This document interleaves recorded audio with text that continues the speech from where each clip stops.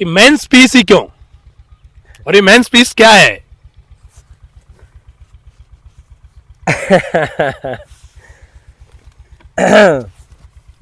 आप इंस्टाग्राम पे एक नया ट्रेंड लेके आए, मेंस पीस।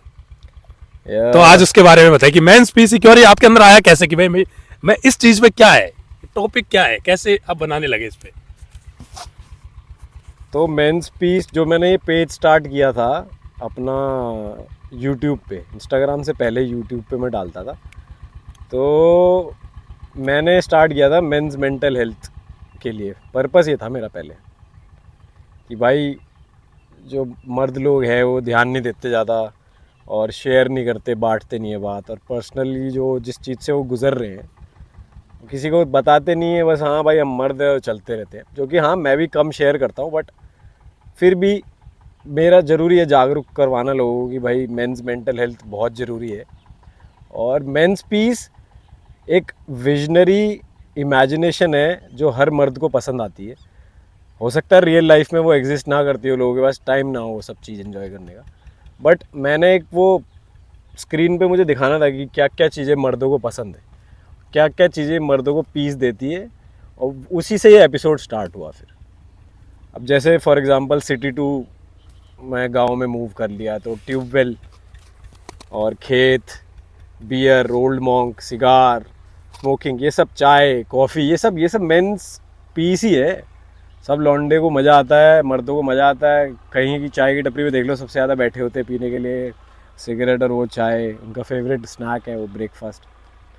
तो बस यही मेरा वो था, और मैंने कुछ सोचा इतना नहीं, बस बना डाला। बॉन फायर हो गई, उसके साथ आसपास 5-6 लौंडे बैठ के ओल्ड मॉन्क पी रहे हैं। इससे इससे बढ़िया क्या चाहिए लोगों को? इससे शांति कुछ नहीं है मर्दों के लिए। तो वो इसीलिए बनाया था, और थोड़ा मेंस मेंटल हेल्थ पे काम करने के लिए भी। मुझे लग रहा है बहुत सारे लोगों को मज़ा आता है देखने में, वो रिलेट कर पाते हैं, तो शांति मिलती है थोड़ी देर के लिए। ये भी एक ये रीज़न बहुत है। बढ़िया। बिली का कहना है कि मेंस बात नहीं करते हैं किसी से, अंदर ही घुटते रहते हैं, तो उनके अपने जरिए होते हैं चीज़ों को एंजॉय करने के। तो और ये WHO का डाटा भी कहता है कि men's suicidal rates female suicidal rates से ज़्यादा रेसो है। 75% मेन सुसाइड करते हैं, ना कि फीमेल। तो ये मेन स्पीच की एक बहुत, मेरे को भी काफ़ी सुकून देते हैं। मैं भी एंजॉय करता हूँ अपने दोस्तों के साथ। ये थैंक यू इसके बताने के लिए, लाने के लिए ट्रेंड। ये बहुत बढ़िया था आपका। और एक मैं जानना चाहता हूँ, ये कपड़े आप कहाँ से लाते हैं? ये बिल्कुल अलग कलेक्शन होता है आपके पास। ये हैट, ये बूट्स, ये कहाँ से? हमको तो मार्केट में ये लोग ये मिलते नहीं है, तो आप कहाँ से लाते हैं, इसके बारे में बताइए।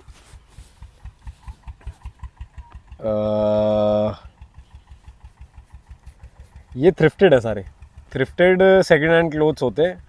और इंडियन मार्केट में ये सब बूट कट, बैगी डेनिम्स और कारहाट वर्कवेयर ये सब मिलती तो है नहीं। तो मैं इंस्टाग्राम पे स्क्रॉल करता रहता था, तो मेरे को थ्रिफ्टिंग के बारे में समझ में आया, जो कि मेरे को लगता है वेस्टर्न कल्चर है अपना, अमेरिका में ज़्यादा चलता है वो सब। वो गुडविल में डोनेशन होती है उनकी, और वहाँ से वो सेल होती है। तो मुझे थोड़ा चस्का लगा, क्योंकि मेरी फेवरेट जीन्स तो भाई नहीं मिल रही है ना दुकानों पे, तो मैंने सोचा अपनी ऐसी थ्रिफ्टिंग ही कर लेते हैं फिर। तो जो भी मैं पहनता हूँ, जूते से लेकर जीन्स, शर्ट, टोपी, ये सब थ्रिफ्टेड है, चश्मे को छोड़ के। चश्मे नए हैं। और इसका एक बार चस्का लग गया था, उसके बाद तो फिर मेरी मनपसंद फिट जब मुझे मिल गई, तो फिर मैं दूसरी ब्रांड्स की, मतलब मैं ज़्यादा एक्सप्लोर नहीं करता हूँ। और थ्रिफ्टिंग बेस्ट भी है यार, मतलब सेकेंड हैंड क्लोथ्स वो एक बार यूज़ होते हैं किसी से, तो क्या दिक्कत है, मेरे को कोई परेशानी नहीं आई। तो मैं वहीं से लेता हूँ। कहाँ से लेता हूँ ये नहीं बता पाऊँगा, ये राज मेरे ये आपका बिजनेस मेरे सीक्रेट है, क्योंकि बिजनेस में हाँ, ठीक नहीं मैंने रहेगा। आपका दूसरा पेज देखा है, उस पे काफी सारे अच्छे डेनिम्स है। मैंने भी पर्सनली ये यहीं से लिया है। आपके इतने लंबे बाल और ये दाढ़ी का राज भी बता दो भाई। ये कैसे इतना ग्लो है आपके पास? इसका कुछ सीक्रेट है? कौन सा सीक्रेट इंग्रेडिएंट ले रहे हो आप डाइट शायद में? शायद बहुत सारे लोग पूछते हैं कि बियर्ड और हेयर के लिए क्या करते हो है। हाँ बिल्कुल बिल्कुल, आपका हेयर केयर रूटीन के बारे में बता दो। मेरे को ख्याल से 90% तो जेनेटिक्स है। मतलब मुझे नहीं लगता कि कुछ ऐसा प्रोडक्ट है जो तुम्हारी बियर्ड को, तुम्हारे जिसके नहीं आती वो ग्रो कर जाएगी। और लंबे बाल तो ऐसा है कि स्क्रीन पे अच्छे लग सकते हैं, ड्राई मेरे भी होते हैं बाल, बट मैं क्या करता हूँ, नहाते ही हल्का सा सरसों का तेल या नारियल का तेल थोड़ा सा लेता हूँ नहाने के बाद तुरंत, और गीले बालों में उन्हें लगाता हूँ मैं, क्योंकि मैंने कहीं सुना था कि अपना हर चीज़ को गीले बालों पे ही अप्लाई करना बेटर रहता है। हम सब चीज़ सीरम और वैक्स वगैरह सब गीले बालों में लगाते हैं, तो फिर तेल मैंने लगाना स्टार्ट किया नहाने के शैम्पू करने के बाद। मैं हफ्ते में 3 ही बार शैम्पू करता हूँ, उससे ज़्यादा नहीं करता। जितने ज़्यादा तुम प्रोडक्ट्स को अपने शरीर पे लगाओगे उतने ज़्यादा ही वो ख़राब होंगे। और हेयर फॉल का तो मुझे कोई तरीका पता नहीं है, अगर किसी का हो रहा हो तो मुझे लगता नहीं है कोई तरीका है बचाने का, शायद वो मिनॉक्सिडिल वगैरह कुछ चल रही है आजकल। बट हाँ, हेयर केयर में हफ्ते में 3 बार बाल धोना है, तेल रेगुलरली लगाना है। तेल तो मैं रोज़ लगाता हूँ रात को सोने से पहले। अब चाहे वो अगले दिन मैं नहाऊँ या नहाऊँ मुझे कोई फ़र्क नहीं पड़ता, बट जड़ों में पहुँचना चाहिए। सरसों का तेल हो गया, नारियल तेल, ये बेस्ट है। और बियर्ड के लिए तो कुछ नहीं करता मैं इतना खास, तेल लगाता हूँ अपना, ग्रूम करता हूँ उसे रेगुलरली, छटाई करवाता हूँ। और कभी भी बाहर जाना होता है तो तेल लगाने के बाद थोड़ा सा सीरम लगाता हूँ ताकि ये शेप में आ जाए। अभी तो मैं खेतों में घूम रहा था तो सब ऐसी हो गई है। नहीं नहीं, आप अब भी ग्लो कर रहे हैं। तो यही राज है, इससे ज़्यादा मुझे लगता नहीं कुछ खास करने की ज़रूरत नहीं होती। मैं बाकी तो मर्दों के लिए इतनी ज़रूरत नहीं है। कोई गंजा हो रहा है तो बॉडी बना लो, और जो किसी के बाल टूट रहे तो तेल लगा लो, यही है मेरा कहना। तो और तेल कौन सा लगाना, इन्होंने बताया कि नेचुरल रहो, सरसों का, नारियल का। वर्कआउट करो। टेस्टोस्टेरोन बहुत ज़रूरी है। हाँ, बियर्ड के लिए टेस्टोस्टेरोन हाई होना बहुत ज़रूरी है। सर जिसकी आती नहीं है, अब नेचुरल तरीका अश्वगंधा शिलाजीत में बता चुका हूँ 1000 बार, और वही तरीका है। और मेरे को लगता नहीं टेस्टोस्टेरोन से ही ये सब मैन हेयर डायरेक्टली उससे ही आते हैं। और हैवी लिफ्टिंग।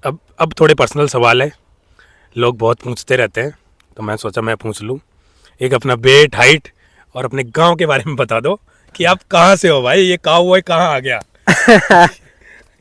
तो ये टेक्सास नहीं है, ये यूपी का बावली गांव है जो बागपत डिस्ट्रिक्ट में आता है और बड़ौद से आगे पड़ता है। मैं 1000 करोड़ बार शायद लिखता भी हूँ, जो भी कमेंट करते हैं। बावली गांव, यूपी 17।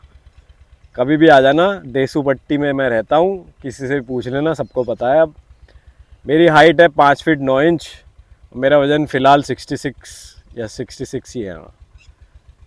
66 ही है मेरा वेट फ़िलहाल।